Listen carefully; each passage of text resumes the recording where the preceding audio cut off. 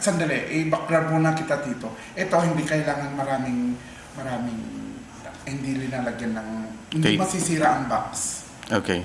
Kasi envelope type ito. Okay.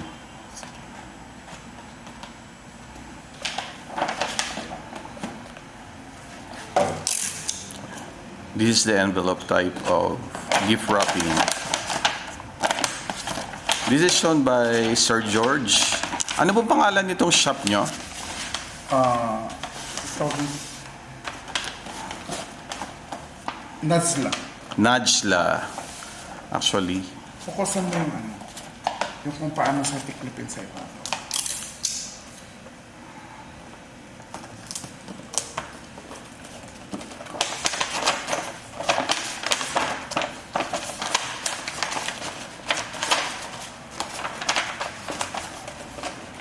ganyan pala yung pag-gift wrap.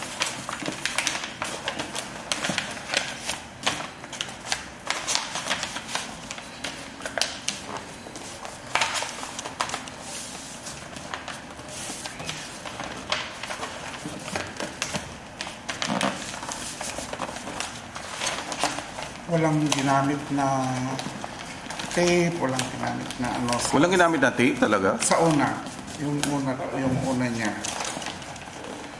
Galing, ha? Saan mo natutunan yan? Tinignan ko lang sa ano. Galing naman. Kasi ang inaano din dito yung kung paano mo siya gawin in ilang minuto lang.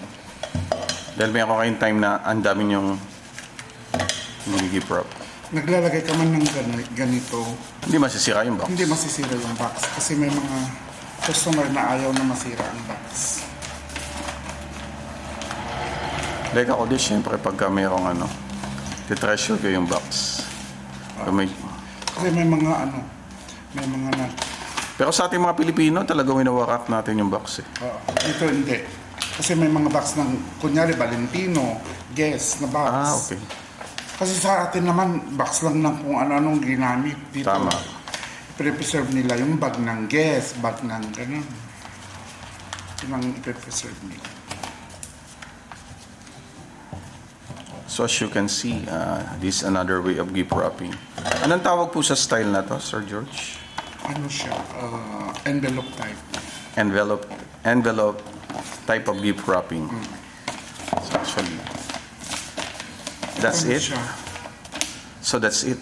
Yeah. And then, That's the lalagyan final na thing. natin siya ng card Wow. or lagyan natin siya ng konti man lang Anong tawag sa ganyan? wreath. Wreath? Design. Okay. Assortment. Yeah. Ganda eh. Parang tatatalahin. Talaga napaka-artistic talaga. I love it.